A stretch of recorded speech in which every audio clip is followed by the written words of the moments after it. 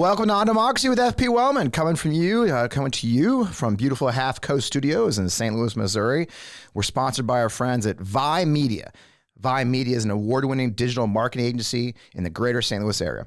They are a marketing partner that generates proven growth for their clients in a variety of different industries within the greater St. Louis area and now, well, nationwide, frankly.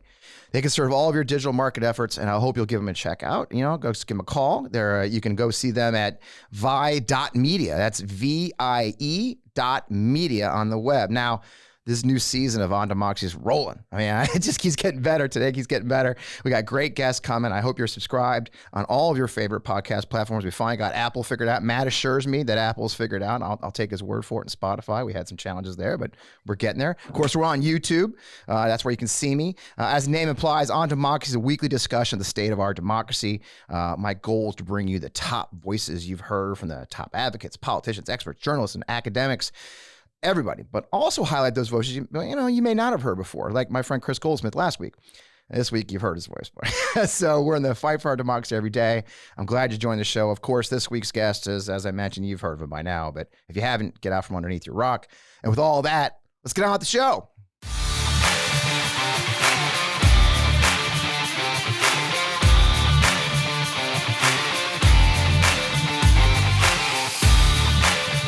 Welcome, welcome, welcome. As I mentioned, I'm your host, Fred Wellman. Welcome to On Democracy with FP Wellman. I'm FP Wellman. So glad you're here. A show where we talk with smart people about who are out there fighting for our democracy every day across this great country. Well, and frankly, around the world at this point. We have another really cool show for you today. One of the smartest, most patriotic men I've ever met in my life, and a pleasure to call him my friend is the best part. He and his whole family. And the timing could not be better for us, not just because he finally finished his doctoral degree, his dissertation, but because the war in Ukraine has reached an incredibly important moment. Ukrainians are on the offense. Putin's still doing his silly games, trying to annex parts of 4 different, oblasts. It's dangerous rhetoric. It's assault on the global order. It's taken to a whole new level with threats of nuclear war, but also a critical moment in our country, right? With the midterms just less than 4 weeks away, we are facing a moment of our democracy as well as the global democracy movement. So, for introductions, I've known Alex for just over 2 years, I think now, due to all the things, of all things we've met. We met because of our family business in Fredericksburg, Virginia. So I'll tell the story. And not long after the first impeachment trial of Donald Trump, weeks into the pandemic, my daughter sent me a picture of an online order she was preparing from her bath and body shop that she co-owns with her mother. It was for these people, the Vindmans. and she was like, "Hey, Dan, is this that Vindman?" I'm like, "Yeah, I think that's that Vindman."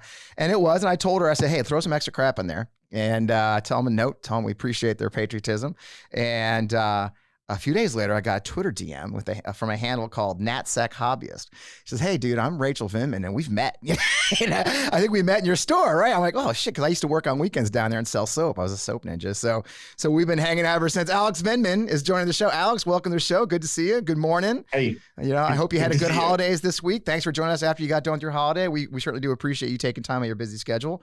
It doesn't need a lot of introduction, right? Unless you've been hiding under a rock. Lieutenant Colonel retired Alex Vindman is a former Army officer. Served in the National Security Council in the White House as Director of European Affairs. Some stuff happened there. That was the capstone of an illustrious career, by the way. Most important, he was an infantry officer in Iraq where he was injured in an attack. See the Purple Heart for his combat wounds. You got to know him during the impeachment of Donald Trump when he first uttered the words, "Here, right matters," and made fans amongst millions of patriotic Americans. Since his retirement from the Army, though, you may not know he's been hard at work on his PhD through Johns Hopkins University, which, as I guess, is your dissertation's turned in, Alex? Yes. That looks like probably why you look so relaxed. Now, his best-selling author, he's also the best-selling author, is a memoir, Here Right Matters, an American Story, which you can see right here on screen. It's a regular on television speaking circuit. Alex has traveled to Ukraine to see the situation on the ground himself as recently as, 2 months ago, I think, Alex, right? A month ago, late August. Wow. Okay. So he's intimate with all that. He's that constantly changing landscape of the war. And I could go on and on, but you really don't want to hear me jabbering. So Alex, again, welcome to the show. It's great to see you, my friend. Thanks. I'm glad to be on. I want to assure you that Rachel was not sending you a thank you note to get free stuff from the soap shop. It was not that. No, we're not. My daughter's pretty cutthroat, man. I think he got cut off at that point. Yeah. I got no discounts. I think frankly, Fred, one of the things we've most appreciated about you is that you've been a dear and loyal friend, an advocate, a advisor. When we were way over our heads trying to figure out what to do, you had a long, illustrious career as a public affairs officer. Really, what do I do now that I'm been dragged into the public eye? We have a huge soft spot for you, and consider you a dear friend. Always happy to join you. That's hallmark. I appreciate my friend. Honestly, you guys are you're great people. Plus, I enjoy eating Greek food with you, so that's a lot of fun. So it's been too long. Alex, I don't know. Where do we start? Yesterday, Max Boot put out an article, right, in the Washington Post, talking about how Major General Patrick Donahoe of the Army, is supposed to be retiring, has had his retirement held up due to an Inspector General investigation of his behavior on Twitter. What was his behavior on Twitter, you ask? He defended female soldiers, women soldiers who have been attacked by the right-wing attack machine. Tucker Carlson, a guy named Josiah Lippincott, who I don't even want to say his name publicly because he's such a, piece of work. But apparently the Army decided that somebody reported, and we believe it was Mr. Lippincott, and the Army actually investigated it. And the IG, the United States Army's Inspector General, actually has found that his behavior on Twitter, where he literally defended our women soldiers and where he literally called out the misogynist attacks on them, he's being essentially possibly punished for it. He's censored for it, right? So to me, it's just, again, you and the timing could be better when you're appearing on the show the next day. And your brother Eugene, who looks a lot like you, it's weird, was quoted in the article as well from Max. I mean, you know better than anybody how the Army, you went through this. What does the Army think? I mean, where is our Army? It feels nuts to me. What's your opinion there, Alex? It is. I think, it's, this is, the right speaks about this notion of cancel culture, where, there's an effort by Americans to call out legitimate transgressions, failing to uphold just kind of simple decency and values, and they call that cancel culture. But in fact, one of the most damning indictments on the Republican Party, the extreme wing of the Republican Party, is that they are the biggest proponents and practitioners of cancel culture. General Donahoe was, by all accounts, a superb general on a fast track. The head of leading the maneuver school, I guess it was the infantry school when I was there. The maneuver school, that's usually a path to promotion. We're likely to get a third star. Instead, by upholding the Army values, loyalty to his subordinates, respect for for the military and institution, the Army values, and by challenging extremist views, he's been subject to investigations by an IG that at this point has investigated my own family 1, 2, 3 times. They investigated me based on accusations by the White House that were proven to be false. They investigated my twin brother after the White House attacked him. This was under the Trump administration. And it turns out that they've actually investigated my sister-in-law because she happened to retweet my wife. And for a retweet, they investigated her and they gave her a letter of reprimand. That is deeply, deeply disturbing that we have a military that panders to the extremist wing of the right because they fear the right. Right. They fear the backlash that the right could have. They fear the extremist actions that, right wing senators could take, whether that's Cruz or Blackburn, Rubio, Graham. These folks would go out on the attack and potentially impact these senior military leaders and their own careers. So they would rather, pander to these interests, investigate folks that are upholding the Army values, than take a righteous stance to support their people. And I take this personally. I mean, I take it very personally. I certainly felt it acutely that I had nobody nobody defending me from the military ranks, nobody saying that this officer earned their place, had a stellar military record, nothing from the military whatsoever, because they didn't want to run afoul of the president.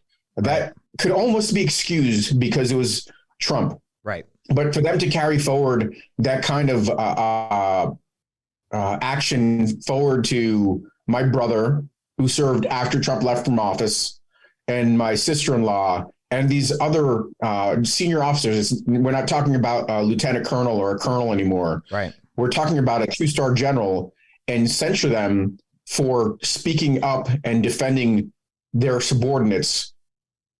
Not a political act, a righteous act of a brushback, a simple brushback. It was nothing kind of particularly harsh or anything in what the general said. But the mere fact that the general took the position to defend against the far right attacks really shows a kind of rot amongst the senior leadership. That I felt maybe implicitly, intuitively, that they weren't standing up on my behalf, but now is really quite apparent. Yeah. And it is a political act in itself to take these types of actions against my family and against this major general. Well, and that's what I've said too, is I think in their heads, they're saying, well, we have to stay politically neutral. But the thing is, when you try to be neutral, it seems like the only people getting punished and hurt are the ones who are on the side of righteousness. What they're saying is this is partisan, but you and I know this is good versus bad. This is right versus wrong. And by painting it as right versus left, they've made it partisan. So they're only punishing those who are standing up for our values. And that's what made me so angry when I read Max's article. And I'd heard about this. I'd heard the rumors. I met the general a couple years ago when I was still working in the military field. He's always had a wonderful voice online defending our values. And especially what egregious to me was defending a young woman who was a trainee at Fort, he was Benning, or Knox, and one of his trainees. Let's just leave it at that. And she was being attacked. Somebody had posted her a picture saying she should be raped. Yeah. And what he said was, "I see a tanker." This is a serving Army officer. This is a serving Army officer, and I expect the chain of command to defend them. And in a time when less than a third of the United States citizenry can even serve in the United States military, women will not serve if they're open to this kind of attack. So when we see the leaders of the Army standing up for them and then get punished, the message they're sending is the opposite. Sure, it's an overtly political act when basically the people that stand up for Army values are the ones that are being punished. Right. That is a political act that actually feeds into this view, which is now actually fairly well proliferated, that you have extremism in the military ranks. You had disproportionate numbers of veterans showing up on January 6th. Right. It paints the picture that you have a radicalized military. Right. And by punishing folks that stand up for values at the behest of the right is overtly political. Right.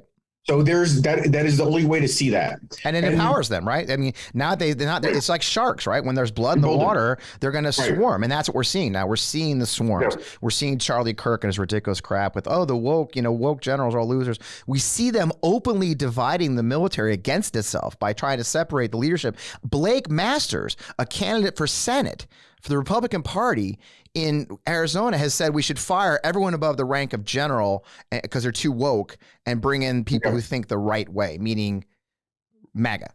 I mean, my God, the right way. It's white. Yeah, exactly. So, these attacks, I've never seen like it in my life, the open attack, and especially from what was supposed to be the Republican Party, which I was a member of my entire adult life through my service and deep into my retirement. And these people have never served a day. I mean, almost all of them have never served a day in their life. They don't understand the concept of service. They understand the concept of self-service. That's what they've been doing. Yeah. But they don't understand the concept of doing something selfless for the greater good. I mean, the only thing that I could say about the senior leadership, there is some rationale to this notion of the greater good, protecting the greater good of the institution and making sure it's not perceived as political. But once you go down this pattern, well-established pattern now of only punishing really, people that are outspoken, that are defending the values. Like, do you see any actions taken against somebody like Tulsi Gabbard? No. Right. She still serves openly while she smears the chain of command. Yeah. She's still an officer of good standing. That lieutenant colonel in the Marines, how far did he have to go? He was given like chance after chance after chance before he's finally held to account. But any kind of, anything perceived as remotely provocative towards the right, even though if it's on principle, is dealt with swiftly and mercilessly. That is, they want military personnel to sacrifice themselves on the altar of greater good, but they should recognize that they are undermining the morale, the good order and discipline, the belief that the senior echelon will uphold the integrity of the Army values on this altar as well. Yeah. Yeah, and that's it. We keep seeing it. And by the way, recruiting is down, and of course that leads to more attacks. Like, oh, it's vaccine mandates. No, we get 19 vaccines every time we join. Anybody that joins, so it's not. It literally is people are looking at this saying, I don't have a place. And this is something we learned out when I was in the Army Public Affairs. I was at Army headquarters when the Army Strong campaign. You may remember you were in too. The Army Strong recruiting campaign came out. You'll appreciate this, Alex. And not about 6 months or a year after the Army Strong campaign came out, we had like. Female recruiting plummeted, right? and they did study on it. Of course, Recruiting Command did a study and found that many women said, well, I don't feel like I fit anymore. I don't fit. I'm not Army Strong. Maybe, a lot of women, they're not, roided out gym rats, right? And they didn't feel like they had a place. So we actually mounted a campaign through my organization, the Army Public Affairs outlets that I ran, showing that no, there's a place for everyone in the military. There's a place for women. There's a place for men. You don't have to be a roided out gym rat. Like, look at me. Yeah. and it worked. And I got to tell you, I believe in my heart that what we're seeing is people saying, I have no place in that. I have no place in that modern Army. I think that's right. And I think that's right. Your side, honestly, we could follow the example of Ukraine, where frankly a lot of women have signed up to serve. Yep. The men call them witches on the battlefield. They are fierce. We could use some of that kind of action with courageous women, joining our ranks and being effective troops. Effective soldiers, frankly. Respective because we need them. We need them. There just isn't enough Americans who can serve via health, via mental health. Who want to serve. Who want to serve. Right. Yeah. Who don't want to just go on right-wing radio. Well, I mean, let's just transition right to that, because it's a great transition. I love, there was a video the other day, and it actually gets to our topic of the offensive in Ukraine. So we're going to shift to Ukraine because that's hot. But it's interesting, and I think I'll talk about this first. What I loved about the video, there was a video, and it goes right into segue what we were just saying, is it was the troops being replaced, right? So there was troops coming off the battlefield on their vehicles, and there was troops marching into battle. And what I loved about the video so much was, I think the second vehicle passed, there was a woman soldier there, armed to the teeth, flashing the peace sign, coming off the battlefield. Beautiful, by the way. Yeah. Well, we can get into that, but yeah, I mean, that was the thing. Here's a woman just amongst her peers on top of an infantry fighting vehicle coming off the battlefield after successful offensive operations with smiling ear to ear. The reason I point that out, Fred, is, I pointed out the appearances because it really takes, in Ukraine, it's everyone. It is not, kind of like some sort of stereotypical misanthrope or something like that. Everybody signed up to defend the nation. It doesn't make a difference. I mean, it's a cross section of the entire society. So I think it's important to understand that it's all kinds of folks, right? That signed up for national defense there in an existential crisis. And I would hope we'd see the same thing in the U.S. There is not like a cookie cutter type of person that should believe that, they could serve in uniform or in other kind of public service. There's all sorts of different ways to serve. And I would hope to see, all sorts of different people choose to give back to our country as the Ukrainian women, LGBT community. Everybody has pitched in there. Yeah, it's funny how all of those concerns go out the window when your country's been invaded by a ruthless enemy who's raping and murdering his way across your country, right? So suddenly the existential crisis changes things. And on that note, you've met President Zelensky obviously a couple of times. Obviously, that's why one of the reasons we know you, right? Because you had been on the phone call. You'd been to his inauguration, I believe, as part of the delegation of Mr. Zelensky's inauguration. You've met him since the war started. It goes right to what you're saying, though. The country stepping up to the plate. He was a comedic actor. Right. And what he's done is he's inspired the entire world, and he's led his country successfully. There's no one's perfect, but what do you think of that? I mean, seeing that arc, having seen him from the beginning at his inauguration, know what he is now, and then having seen him just in August, I believe. What's your perspective of Mr. Zelensky for someone who's actually known him and met him? Yeah, I think it's frankly a beautiful arc. He came in as a inexperienced,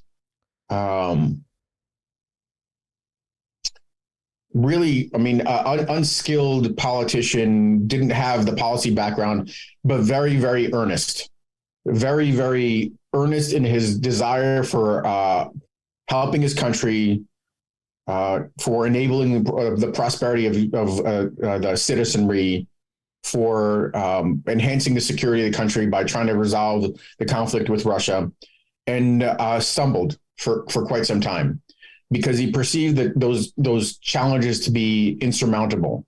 He kind of fell victim to some of the lack of experience and probably an elite that said, this is not something that we could do. We need a slower path. It's going to take time. And I think for some years, he came in with overwhelming support in the 70s, which is pretty darn significant. It's a mandate, and he failed to live up to the expectations of the people and deliver. But since this war started, all of those fears, all those beliefs that the task was insurmountable have evaporated. In contrast, in comparison to the reality of defending your nation against the second most powerful military in the world, holding your ground, taking back territory, liberating territory. Now everything is possible. Now everything is reasonable. And I think you could see that kind of fire rekindle to do the work that he ran to be the president of Ukraine for, and secure his country and basically put it on the path of prosperity. So he's, it's almost like some sort of a well-written novel or a Hollywood story where you have the protagonist come in, get knocked down quite a few times, and then really get back up and persevere. Yeah. And I think to me, that's one of the things that further endears him. I always thought he was quite charismatic and funny and interesting, very, very likable. He was probably the most successful comedian, Russian-speaking comedian, period, and certainly one of the most popular in Ukraine. And he managed to convert all of those skills to be an effective leader of a country at war. And to lead his country to some amazing victories, but there's more to do. So, a pretty likable guy. Yeah, it's funny. A human being also. Yeah, a human being, and the acting. It's funny. I always think often. I was talking to somebody about Zelensky, and somebody made the comment about him being an actor. I said, there's a long history of acting being part of successful leadership. And if you've seen the movie Patton, which is a true story, part of the story, but if you remember what I'm talking about, there's a scene in Patton when, Patton was famous for his thunderous temper and how he would scream at his troops. And that was his style, which you can argue good or bad, but that was Patton's thing. And there's a scene near the end when he thundered at the troops that he wanted them to do something. And the chaplain pulls him aside, says, sir, the troops don't know when you're, really angry or just acting. And Patton says, they don't need to. and I remember this as a young officer too. And there's a place for a performative, there's a place for a performative. And it's not surprising to me at all that an actor can transition to where he is, because it is real, right? You have to know to apply the right emotion, the right moment. And I think Mr. Zelensky stepped up to that moment. Yeah, I think that's true. I think, it sounds maybe somewhat disparaging to kind of say fake it till you make it. It's the way in the military, we use that quite often, right? You have to You have to when you're called to do something, you have to be motivated or fake motivation until it becomes real. It's what amounts to building esprit de corps. I don't think it's quite like that for Zelensky. I mean, I think he certainly he played the part of a president of a school teacher in his sitcom, his successful sitcom, a school teacher that became president and then had to learn how to do it on the job. So some of it was, he did the rehearsals. He literally did the rehearsals for some of these things, not the war itself. So I think there's some of that aspect there, but in reality,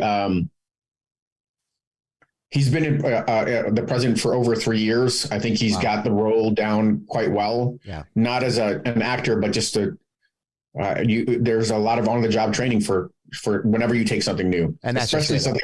Yeah, that's like the president. So, and I think you're right. He's growing the role, and he's inspired his country. He's inspired the whole world. And now they're on the offensive, right? They've built up. They've had a remarkably successful offensive. Obviously, they're doing a very good job of operational security. So we don't know. And I love that. I love the fact that we don't know everything. You're watching this unfold. You were there as they were preparing. I'm sure you saw some insight as they're preparing. How do you see that going? Where are we? What do you expect in the coming weeks?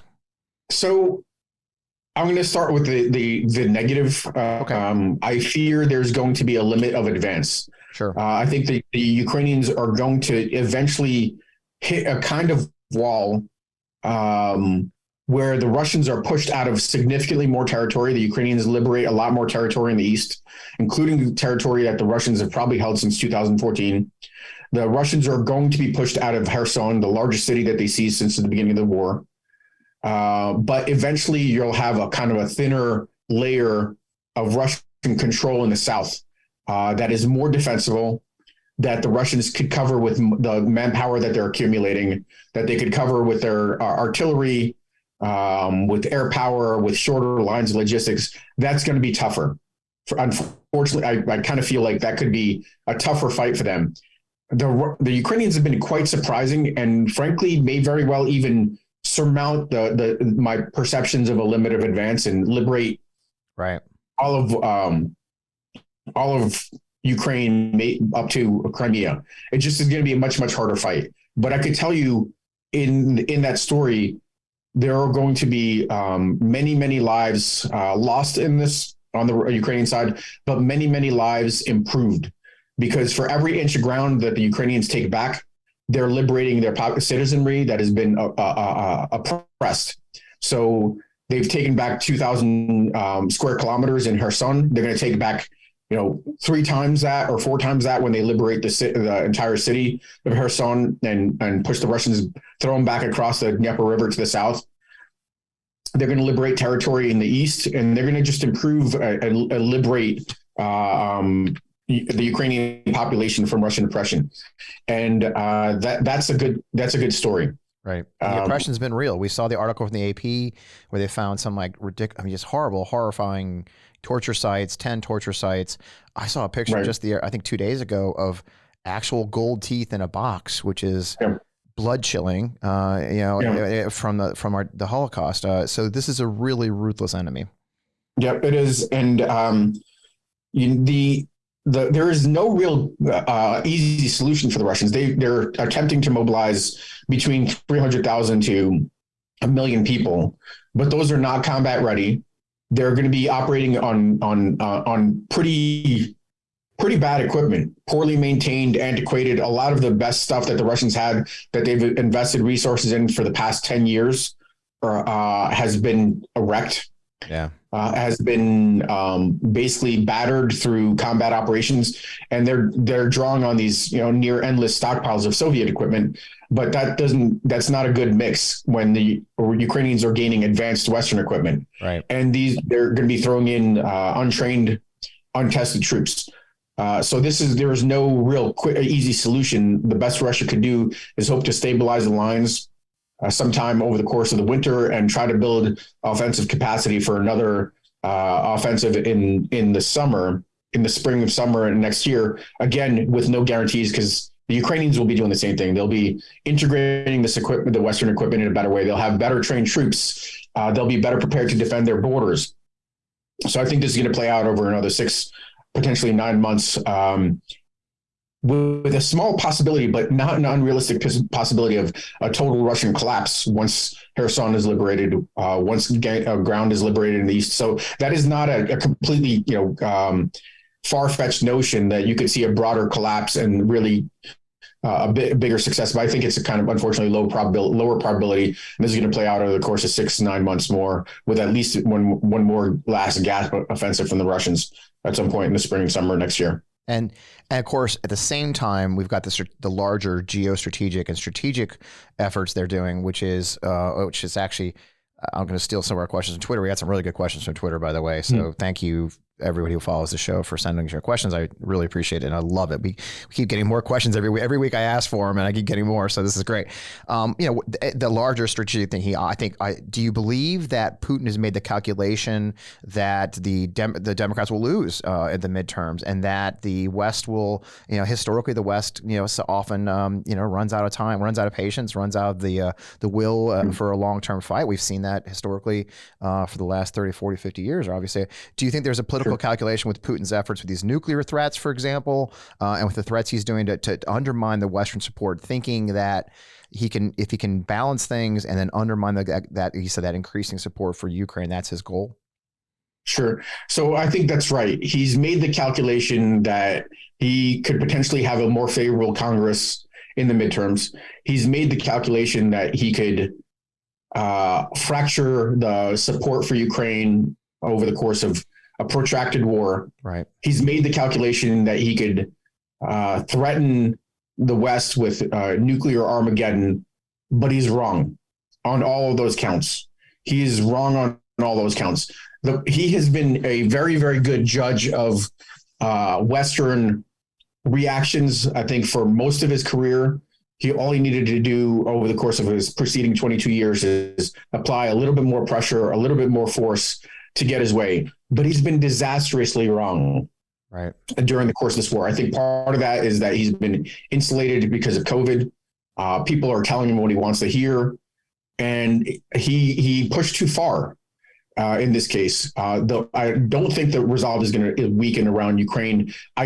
I have to say, I do fear kind of a Ukraine fatigue setting in. I sense some of this already unfolding. I mean, I've been able to raise about $5 million in charitable contributions. Wow. It's getting impossibly hard. I'm basically people are telling me, they could, which is a drop in the bucket in the big scheme of things, but they'll help through the end of the year, and then that's about it. I don't understand how that works, because this is something that could shape the direction of security for the U.S. for the foreseeable future. Ukraine must win. Yeah, but I fear some of that. Mark Hamill's into it. I got my Mark Hamill camel. Yeah, I saw Mark has dropped in. He's supporting buying drones. Yes, I saw that. Started that this week. That's awesome. I know it's remarkable, isn't it? Yeah, so that's terrific. I was able to encourage Barbara Streisand to do the same thing as an ambassador. I think the more the merrier to keep attention on this. But I think that's the kind of thing that Putin kind of preys on. But in reality, I think the fact is we have a couple things that will prevent Ukraine fatigue from setting in.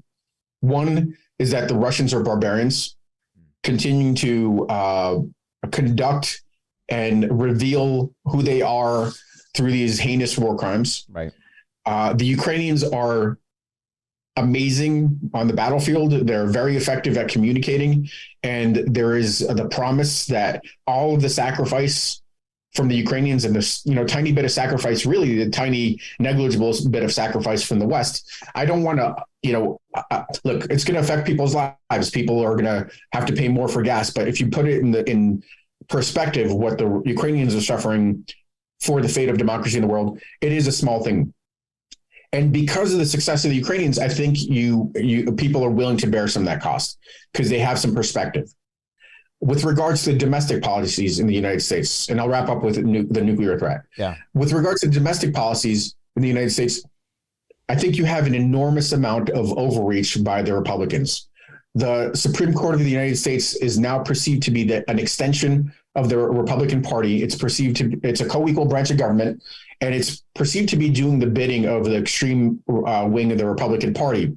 And if there is a general propensity of the American public to want to have a balanced government, to want to return power to the opposition party in government for that kind of balanced government.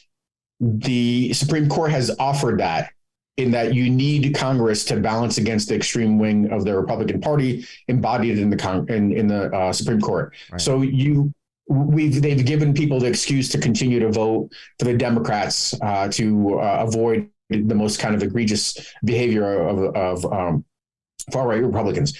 And the attack on choice, yep, which is really fundamentally an attack on women's rights, the taking away of rights that my daughter, my wife enjoyed, yep, my wife had, taking those away from my daughter, that is visceral. Yep. That is not something that can be allowed to stand. That is bringing new voters out to vote, to come out, mobilizing new voters to vote for the Democratic Party. So I think there's a very good chance that the Senate is going to pick up some seats for the, yep, Democrats. I think there's a path now for the Republicans. I think there's a path now for the Democrats to hold on to the House. Yep. That's a higher hill to climb. That's tougher. The Republicans, the Russian Republicans, whatever, have more paths to victory there. Yep. But in reality, I think that's doable now. You could see the Dems hanging on to that House, and then still continuing to advance the agenda that's going to lift up the middle class, protect democracy. I think that there's a potential, or good potential, for a wave election in which the extreme wing of the Republican Party is swept aside. Maybe that sends the message that kind of normalizes the Republican Party again. Lastly, on the nuclear question, this is a high stakes bluff for Putin. Yeah, he's not suicidal. He's not going to launch nuclear weapons against the U.S. The possibilities really haven't fundamentally changed about any attacks on the West because of the doctrine of mutually assured destruction. He's trying to preserve the reason he's taking these steps now with partial mobilization, with saber rattling, is to preserve his regime. Right. He's not going to take a regime-ending step by launching an attack on the U.S. or the West. But there's a lower bar with regards to attacking Ukraine. The issue there is that it is a nuclear strike on Ukraine doesn't fundamentally change the battlefield. Right. It is not that powerful a weapon that we think. In the military, we have this counter force, counter value. Counter value attacks are like on cities. That really breaks the will of the population. Counter force attacks oftentimes are not as effective unless they're overwhelming. You need to employ a lot of nuclear weapons to destroy hardened military targets. Right. So it's not going to fundamentally change the battlefield. But what it does is it changes the geopolitical landscape completely for Russia. The vestiges of friendship from China, which is frankly losing its patience. It's suffering, economic shocks as a result of Russia's war. The vestiges of relationship with India would evaporate. And they would it would be untenable for them to maintain relationships with them, especially India, that's a democratic country. So I think what you would see is that is a taboo, or basically an unbreakable taboo that warns off Putin. The last thing is that we've introduced this idea of what happens, what actions does the West take in response to a nuclear strike in Ukraine? We said that could be disastrous. We said that could be the end of the Black Sea Fleet. That we said that could mean that Western NATO involvement in the war, whether that's arming Ukrainians to the teeth, which we've been reluctant to do, or other kinds of actions. That is also a huge warning sign. Russia is having a hard time with this war. Yeah. It is then proceeding to take actions that would make it even harder to conduct a war. So I think all these things together really warn off the possibility of a nuclear escalation here. And we haven't seen any of the precursors to that. Right. I would expect to see a nuclear accident before that. I would expect to see, some sort of deniable attack on the West, maybe cyber attack. I would expect to see a chemical weapon strike. I would expect to see any number of different things before you go to the end stage, which is a nuclear strike. And we have not gone down that road yet. We can't be dismissive of the possibility of nuclear war. We are entering a higher risk environment. Putin's put his regime credibility on the line with his partial mobilization. He's taken the destabilizing step of calling up people and, indicating that the war is not going well. Right. And, putting a cost on the middle class with regards to bearing which they haven't had to do since the beginning of this war. Right. So we are entering a higher risk stage where there's maybe a chance of accident miscalculation, but I wouldn't say that the risk of a nuclear escalation is substantially higher than it was, 2 weeks ago or 2 months ago, or really 2 years ago. Certainly for NATO, a little bit less so for Ukraine, but still not substantially higher. That's great. And I think you're right on. And it'll be interesting too to see if this mobilization, what does the economy. They've done pretty well. I must be honest. They've done pretty well maintaining their currency, maintaining their economy through this in a lot of ways. But when you rip 300,000 men or more off the streets, who are the majority of their workforce too, there's no way that doesn't impact the economy in ways that is incalculable. Well, supposedly it's up to their, the mobilization up to 1 million. And I think it's that. I think it's the sanctions. I think it's the increasing isolation. I think it's the fact that all those benefits that you alluded to with regards to managing to preserve the currency and the oil and gas booms, those are actually starting to evaporate. Right. There is a huge decrease in the value of the revenue that they're generating from oil and gas sales as a after effect of the sanctions. So there are no more $1 billion windfalls to come. It's just going to be harder, and the Russian economy is going to start to take some significant shocks. Yeah, I agree. There's a couple questions about NATO. I to just kind of coalesce it, there's a lot of discussion about them joining NATO. There's a discussion of them being eligible. I know a lot of our political leaders on both sides are trying to avoid the question. What do you think as far as it realistic possibility that Ukraine is admitted to NATO? Is it we wait? I mean, as far as a relationship with NATO, how do you see that? Yeah, I think the fact is that it's going to happen eventually. There are typical hurdles with joining NATO. One is values. You need to have values aligned. You need to have kind of an institutional alignment with regards to reforms and corruption to integrate into NATO. It's as much a political draw as it is a military defensive alliance. Those things are moving in the right direction. The Ukrainians are integrating into NATO because they're adopting NATO equipment. They're effectively defending the country. They would be a value add to NATO in terms of the collective defense of the alliance. The biggest hurdles, of course, are the political ones. That Russia maintains a veto over Ukraine joining NATO, and it's not something that's going to happen in the context of this war. Right. But I believe that sometime on the far end of this war, with a greatly diminished Russia, there'll be an opportunity for Ukraine to join NATO and basically prohibit this scenario from unfolding in the future. And that is a urgency to the alliance. It was a mistake. My doctoral dissertation kind of talks about this a little bit. The reasons that Ukraine didn't join NATO were that it would be provocative towards Russia, that it could potentially create a confrontational environment, that it could create a confrontation between Russia and Ukraine and Russia and NATO. That's already happened. Right. What is it that the Russians could do now?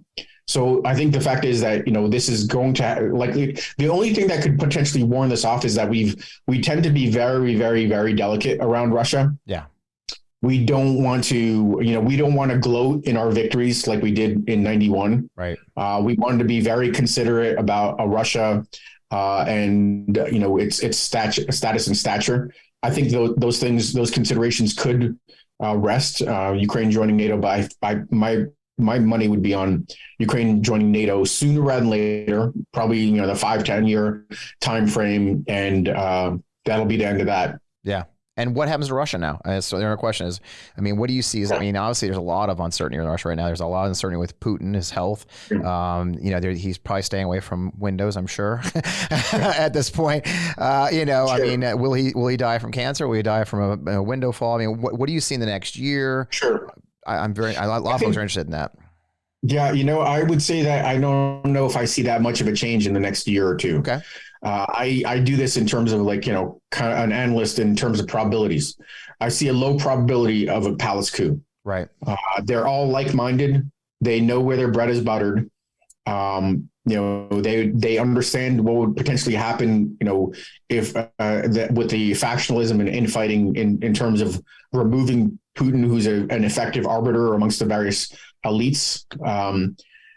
So I don't think that it's likely that it's going to be a palace coup. I think there's a slightly higher probability of sufficient civil unrest. I think it's still remote, though. Right. That you have a groundswell of opposition. I think the problem there is that Russia has almost an endless capacity for repression, and they have only just begun to kind of use security tools to suppress opposition. And I think the fact is that they would violently crush opposition, and you would basically need an opposition that is prepared to bear that cost and be cohesive and coherent in overwhelming this massive security apparatus. That's unclear. Right. So what does that lead me to? Leads me to the fact that Putin's going to stay in power for a while. Yeah. I think that I could see a mark on the wall in 2024, which isn't that far away, where he's at the end of his term, and he might look for somebody else to take, just like he did in 2008.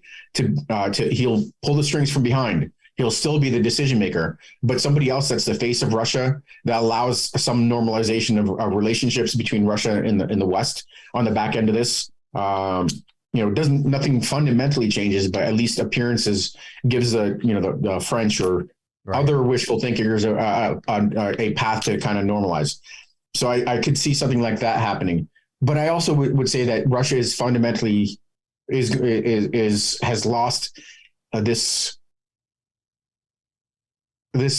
idea of empire, and that's probably going to start to slowly unwind. Right. The center has proven to be brittle and weak in certain regards. There is unrest around the periphery, places like the North Caucasus, protests. And in Russian weakness, these regions that have really amounted to colonial holdings will look for opportunities to unwind. Russia has lost an enormous amount of influence over the former Soviet space, all those, Central Asian states and Caucasus and, Belarus and Ukraine, Belarus to a lesser extent, because, they're like-minded and they're, Russians have basically owned that country in certain ways now. But in general, this is now become a much more brittle empire that will likely weaken and potentially unwind, frankly, which is risky, but it's beyond our control. We don't get to decide whether Russia unwinds or not. It's its own the nature of the regime. It's the nature of the decisions it made with regards to this war. And we just need to be prepared for the consequences of that, manage the consequences of that, rather than believe that we can somehow shape the consequences of that, like we did in 1991 or before 1991, when we tried to prop up. We really did try to prop up, frankly, the Soviet regime to a certain extent, because we were concerned about loose nukes and, balkanization, a lot of civil war and things of that nature. It was way beyond our control, but we have that kind of hubris as a great power. That's what we do. This is great. And I think with the last question, so as I think I met, the one of the folks on Twitter said, I think you should discuss NatSec hobbyists, which is funny because, I probably complained to her more than I do you about the state of our nation. But it's a great place to tell the story about, we the first time I met you guys, we came down to Richmond. I was living in Richmond at the time, and you were deciding to retire. So we decided to meet. We met for brunch during the pandemic. Got a nice secret booth in the back so nobody would recognize us. And I had not met you in person. And you guys sat down, and here's you and then Rachel, your redheaded Oklahoma spouse, and we're talking, and Rachel blew me away. I remember saying to myself, oh, I like you, Alex, but I really like her. And, people have seen you. And if you remember, so a lot of folks don't know, watch, or may not know, and they'll see it. Actually, I think they're going to see it on the Lincoln Project documentary next week, or in 2 weeks, probably, that we did an ad together. One of your first political acts was to partner with VoteVets and with Lincoln Project, myself at Lincoln Project. And we did an ad. And I had the great privilege to write that ad. And for those folks who don't know it, I wrote the original script for that ad. I think you may see it on TV. for Rachel, right? Like literally the entire script was the only lines that were spoken were Rachel's, right? And because one, I knew you well enough to know, and I love you to death. You know this. You're stiff, and two, she's got fire. But the story was about an American family. I mean, and then of course it got changed in the set. Tell us what happened on the set, though, Alex. Sure. Well, so I think the fact is that she's very outgoing and amazingly charming. Very, very good with people. Yep. I don't know. I wouldn't necessarily put me on the other side, but she's better. I think she's better. I'm going to describe it as this way. She's better scripted. I'm better unscripted. There we go. It also was played out that way in the testimony. Like right. When I was reading the script, I was stiff. When I was answering questions, it was much more casual. So I'm good kind of off the cuff, impromptu, spontaneous. And for me, it's it's just kind of more natural that way. And authentic, but I've gotten better. Yes, I can be directed. Oh, you're on Larry David's show, your acting debut. She's awesome. And she's a rock. Yes. She's very, very passionate. Yes. That's, a good thing and a bad thing sometimes. Yep. Cause I could take some of that heat. But she's great. And, she keeps everything, she keeps the trains running on time. Yeah, and she drives her own. That's what they said about Lennon. I think he keeps the trains. Yeah, I'm not sure it's a compliment you think it is, but having said, no, it's terrific. I wish you could. She joined me in my very first show because she's just a wonderful human, and the work she's doing for our democracy is just as important. And the ad, she's been right in the fight. Ohio, Michigan, North Carolina. She's going to PA. Wow. Here, actually this after, yesterday or today, actually, I should probably know this. But, whatever day it is. Whatever day you got to take care of the puppy. But it's only for a day. So I have to just deal with that for a day or so. Yeah. But she's very, very motivated, and she's fighting to ensure that, our daughter enjoys the same kind of rights that my wife, Rachel, has for her life. Yeah. And that's what I think. I'm hopeful. I'm told that your ad that we did was filmed, and it's in the Lincoln Project documentary. Fisher Stevens, the director, told me that one of the story arcs was the development of your ad, and they were there to film. I think my son was there, as a matter of fact. Hunter was there too, and so we'll see. And what's important, and I love that ad because it's called an American Family, and it's about what your family went through when you stepped up and did your duty. The most powerful man in the world attacked you, and I think that's a great place to wrap our conversation. It is, you, and I'm so proud to know you and your family. You are an American family that you've been through the ringer in this environment, and the strength you've shown us all, both you, your family, and everyone, and Eugene and Cindy and everybody has been remarkable. It's an inspiration to so many. I'm honored to know you. I'm proud to know you. And with that, so Alex, where can we find you? What's next for you? What's hot? Where can we see you next? What do we see next? So I would advise people to follow NatSec Hobbyist. She's far more entertaining. I'm also, so she's at NatSec Hobbyist on Twitter. I'm at a Vindman on Twitter. I am doing the things that I've kind of committed myself to do on my first day out of uniform. I'm involved in advancing U.S. national security. Yep. I work as a senior advisor with VoteVets, advocating for, democracy defending candidates. I run a program in there called Informed American Leadership, where I talk to Congress, the White House, the press about good policies that will protect the United States. So I'm very proud to be involved there. I've got my academic affiliations, whether it's Hopkins. I'm probably going to do something with a couple of other leading academic institutions. I just submitted my doctoral dissertation. I have to defend that thing. Looking forward to that. And then, frankly, I'm doing a lot of work with regards to Ukraine. One of the reasons I took a trip to Ukraine was to plug a hole. Our policymakers are reluctant to do too much on the risk of escalation. Fortunately, we live in a democracy. So I could assemble resources to help the Ukrainians, specifically service all of the Western equipment. So that's a project that's dear to me because I know it's a huge enabler. As we know, logistics are what win wars. Yep. So I'm going to help the Ukrainians do that, and anything else I could do, charitable contributions. That's where I'm going to be. Wow.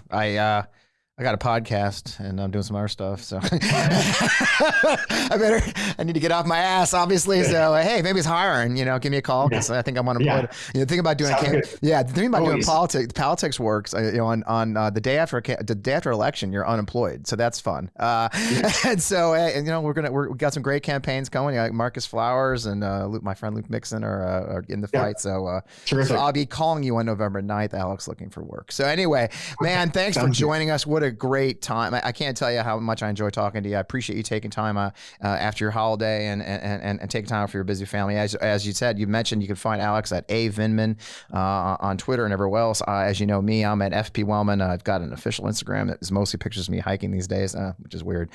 Tell your friends if you like the show. I hope you'll follow us. I think we'll have Apple. Matt's nodding at me knowingly. We'll have Apple and Spotify figured out, so we'll be back on there and everywhere else you find your podcast, of course, right here on YouTube. So with that, I'm really excited about next week's show. We got a really special guest. As I mentioned, the Lincoln Project documentary is premiering Friday evening on Showtime. I'm not sure if I'm in it, where I'm in it, or when I'm in it, if at all, but I'm told by the directors I am in it somewhere. So you'll see my face. I was a little bit bigger then, but hopefully, but that should be really interesting. So hopefully I'll see some fun there. So without all that, thanks everything. Thank you, Alex. Everybody, if you're our followers, our friends, we're in the fight for our country. We're 4 weeks out from one of the most important elections of our lifetime. I cannot emphasize enough how much it's important you get out and vote no matter where you stand. We have to participate in this democracy. There's no other choice. Our lives are at stake. Our futures are at stake, and our friends and lives are at stake. So please get out there and vote. If you can't vote, if you can't, donate money to a campaign, they all need volunteers. They need you to canvass. I'll put a plug in for canvassing. I was afraid to canvass. Okay. I've never knocked on somebody's door, a stranger's door, and then pitched. And I got to tell you, I did a couple weeks down in Georgia for my friend Marcus Flowers. I had the time of my life. I was talking to great Americans. I was talking to folks who live in Atlanta. I was, in neighborhoods I wasn't always, thought I'd be welcome in, and boy, was I ever welcomed. And so if you've got the time, volunteer the campaign, grab some of their stuff, get out there, talk to your fellow Americans about voting. I was really proud we turned people out to vote, and you can too. So with that plug for our democracy, thanks for joining on Democracy with FP Wellman, and we'll see you again next week.